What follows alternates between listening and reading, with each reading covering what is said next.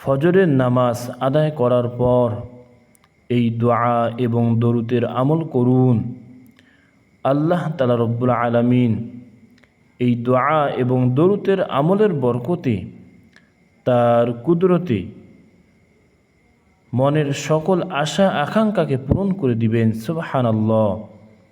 জীবনের সমস্ত গুনাহকে মাফ করে দিবেন, জাহান্নাম থেকে মুক্তি দান করবেন। সুবহানাল্লাহ। সম্মানিত মুসলিম বন্ধুগণ, এই আমলটি অনেক বরকতপূর্ণ আমল, এই আমলটি অনেক ফজিলতপূর্ণ আমল। এই আমলটি রাসূল সাল্লাল্লাহু আলাইহি ওয়াসাল্লামের শিক্ষণীয় আমল।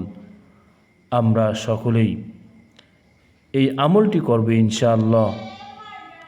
আমাদের মহাব্বতের সন্তানদেরকেও এই আমলের কথা বলবো, বাসার সকল সদস্যকে এই আমলের কথা বলবো, সকল মুসলিম ভাই বোনদেরকেও এই দোয়া এবং দরুদের আমলের কথা বলবো ইনশাআল্লাহ। সম্মানিত মুসলিম বন্ধুগণ, রাসূল সাল্লাল্লাহু আলাইহি ওয়াসাল্লাম তার মহাব্বতের উম্মতকে এই আমলটি শিক্ষা দিয়ে গিয়েছেন। আমার মহাব্বতের উম্মত ফজরের নামাজ আদায় করার পর এই দোয়া এবং দরুদের আমল করবে। আল্লাহ তাআলা রব্বুল আলামিন এই আমলের বরকতে মনের আশা আকাঙ্ক্ষাকে পূরণ করে দিবেন, জীবনের সমস্ত গুনাহকে মাফ করে দিবেন, জাহান্নাম থেকে মুক্তি দান করবেন। সুবহানাল্লাহ। সম্মানিত মুসলিম বন্ধুগণ, বুজুর্গানে দিন এই আমলটি করেছেন, আমাদেরকে শিক্ষা দিয়ে গিয়েছেন। আমরাও এই আমলটি করব ইনশাআল্লাহ। আল্লাহ তাআলা রব্বুল আলামিন আমাদেরকে সকলকে এই আমলটি করার তৌফিক দান করুন। আমিন।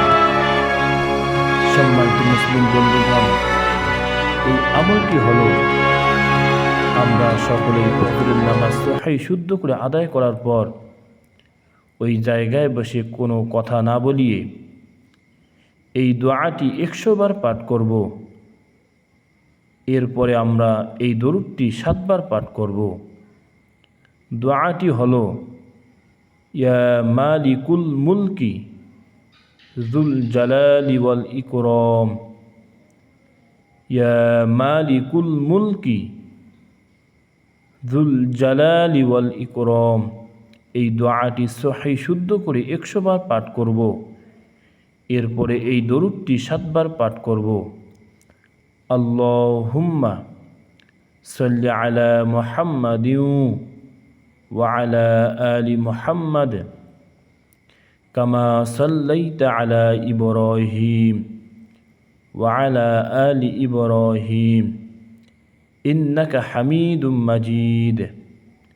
আল্লাহুম্মা বারিক আলা মুহাম্মাদিন ওয়া আলা আলি মুহাম্মাদ কামা বারাকতা আলা ইব্রাহিম ওয়া আলা আলি ইব্রাহিম ইন্নাকা হামিদুম মাজিদ।